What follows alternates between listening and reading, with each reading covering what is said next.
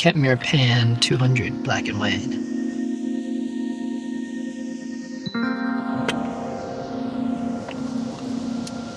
There she is.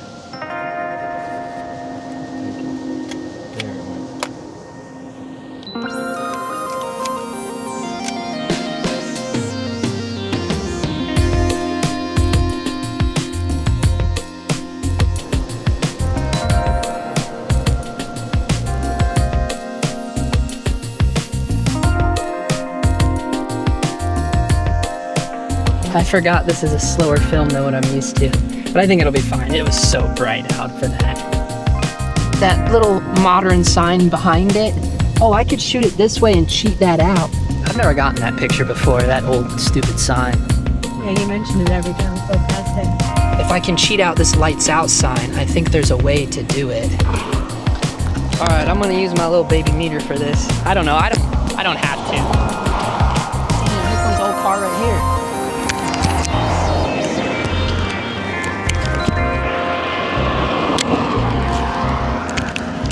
I might have to throw the 28 on, actually. Yeah. That thing fell right into the dusty ass thing. Alright, can't do nothing without that. I'm gonna keep it at 125th. Fuck the bullshit.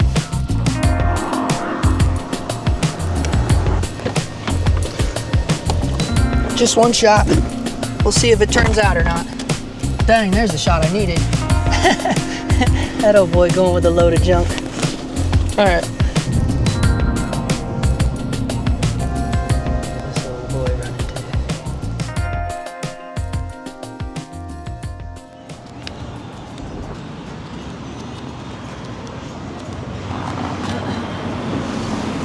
Without any cars. I just need to see how wide it would be. Yeah, I'll have to go into the road.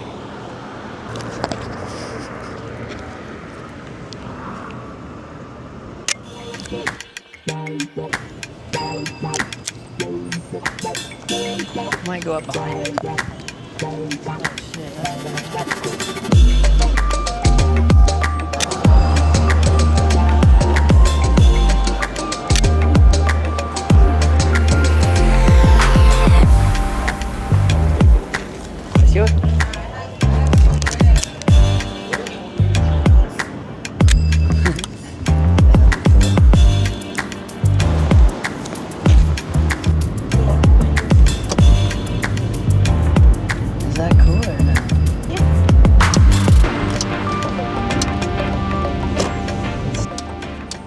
Where am I gonna park?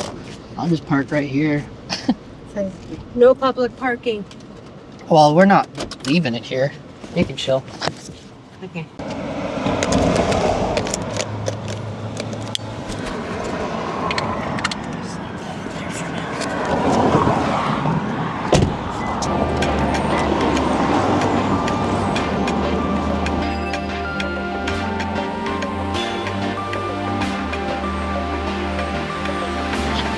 You know, something I remembered is when I was taking those portraits of Omar and his buddy, is that when I use this external viewfinder with the 28mm and I do verticals, it doesn't frame it right. This doesn't line up right. That's a weird thing too. That never used to be an issue with the M6 either. So it's just weird. It's like the placement of this is just a little off. It works fine for the horizontals, but with the verticals, it's always like shifted. So that's another weird thing too. I just thought of that because that was a vertical I did of the sign. Do you think the issue is with the camera or the viewfinder? It's kind of, well, it could be the vertical alignment might be off with this, but it's, I wouldn't say that either because this is an external viewfinder, right? So like this is a very large bulbous made by Ricoh. It's supposed to be a good one, but like still it's like, it's so big and it is kind of off center. If you look at it, like it's shifted one way. See how the whole thing is like shifted down? See how far away it is from the actual viewfinder? So like, I think it's more of an issue of how big this viewfinder is. And it's just so off center from like, yeah. We'll find out if that sign shot came out. Because when those ones I took of Omar, They were like cutting them off. It was so bizarre. Probably just need to get a better. That's what I like about that Voltlander one that I lost the day of the fucking rally. Oh yeah. It was a nice little one, and it was cool. It was round, and it like sat so close to the camera, and it was because it was so small, but it was super bright though too. This one's very. I love how large this one is, but I think that's the problem. It's too large, so that's why it's off. Yeah, I think it's specifically because of the viewfinder. Yeah, I lost that other good one. Yeah, I don't really care, especially with black and white. I don't care about the lighting at all for the black and white. Sometimes I like it when it's blasted with the light. I like the way it looks with the black and white. It kind of makes it like, psh. Well, it depends on the film. I don't know how this Kentmere 200 will be, but usually it's like, psh, blasts it. It looks kind of cool. With the double X, that's one of the reasons I like the double X, because you can overexpose it and it handles it really well. It like really makes the whites really white. Oh, he's gone already. See, a good thing I got that car when I did. Mm-hmm. That's why I say, man, I learned the hard way too, because I'll be like, oh, that car will be here when I come back, and it's almost always gone. It's almost always gone. I do like this weird old, like, I just like that it's boarded up. I don't know why.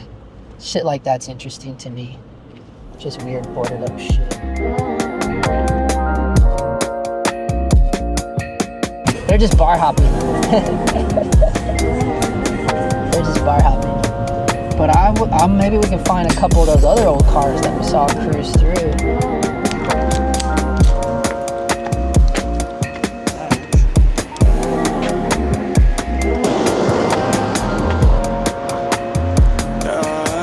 There it is. It's kind of cool. I'm trying to think of how I can make it interesting, but I don't know. I guess another way is I could involve more of the ground. I was kind of thinking how I can make it interesting. So I really just like got like almost the entire tree with both sides of the sign and just like barely any bottom of the ground, you know? The other way too, where the bright side is on the upstage side.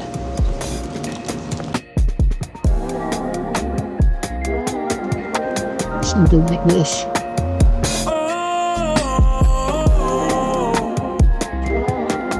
I walked over there and tried to play around with getting some foreground. So I don't know if it'll turn out or not. I don't know. And then kind of like shooting into the vortex of the sign. Oh look, there's a Route 66 sign on that old ass sign. Look at this. It looks like it lights up at night. See that? Ha ha ha ha. All Eight Motel, Route 66. Yeah, because Foothill is Route 66, right? A lot of it is, yeah. I just have to wait for no cars to show.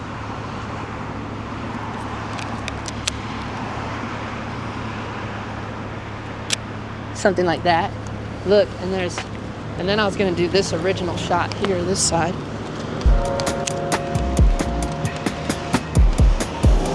That or this way.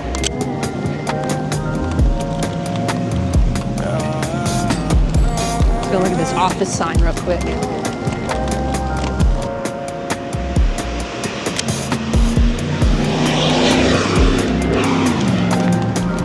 I don't know.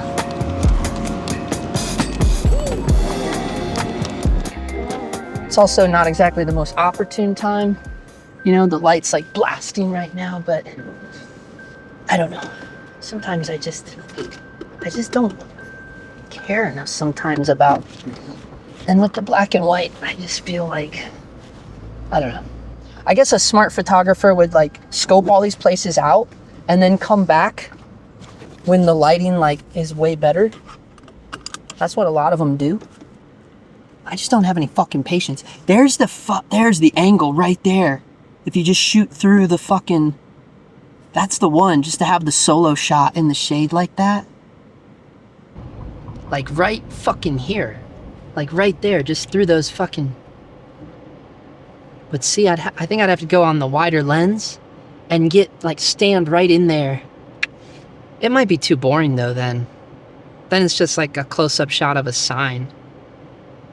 Who cares? We can just get the B-roll of driving past it.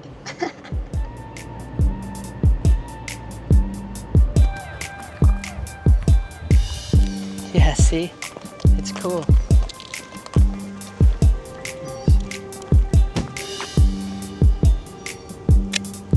It's cool.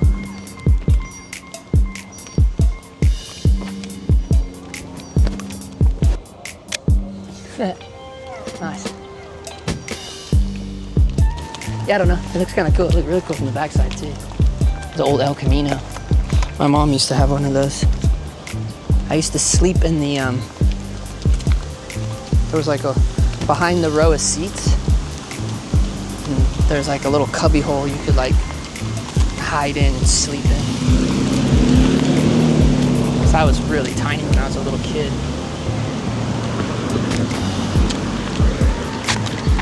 Yeah, she's getting towards the end now. Only like 10 or 11 shots. Should I try to get this from the window? Even in park.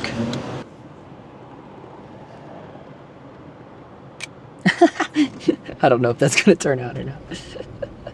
They got some cool old signs around here though. You said to go straight here?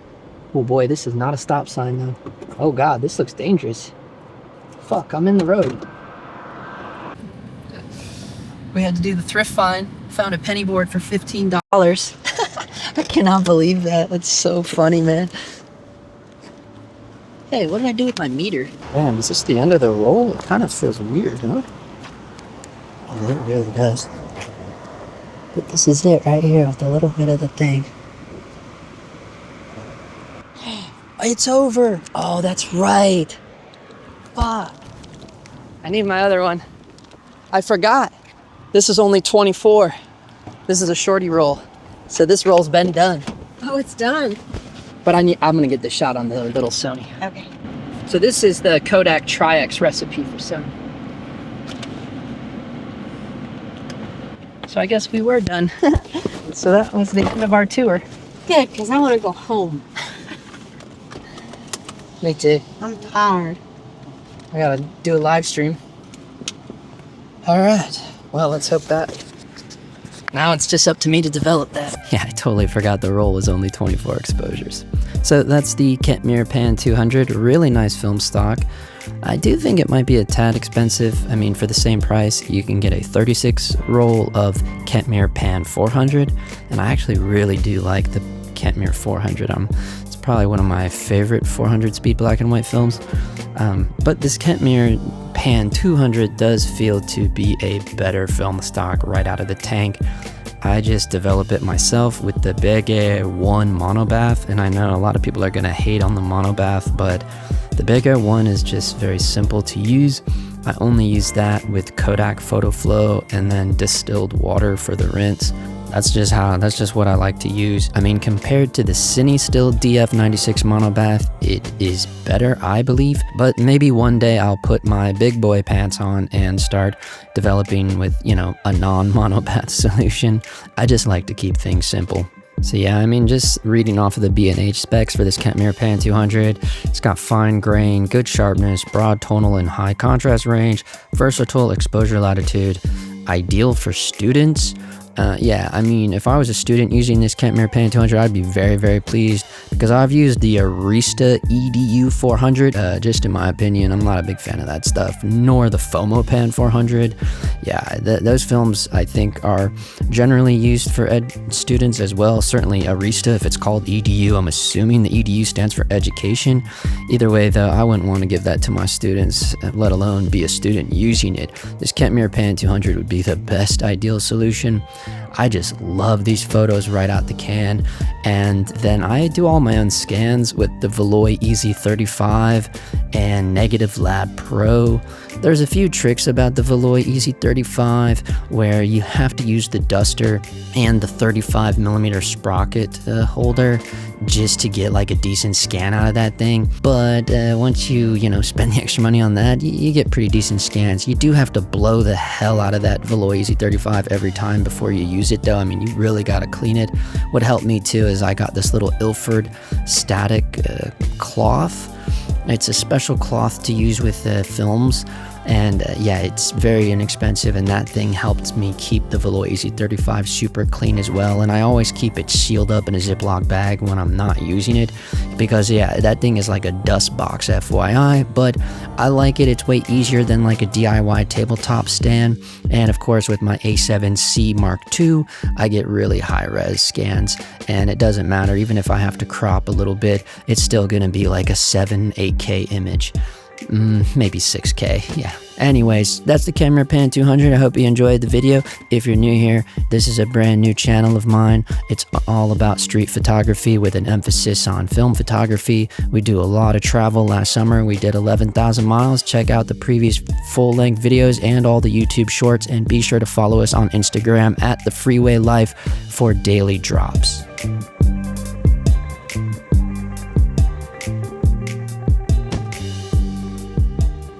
And if you have the proper luck and the holy endurance, the gods just might deliver.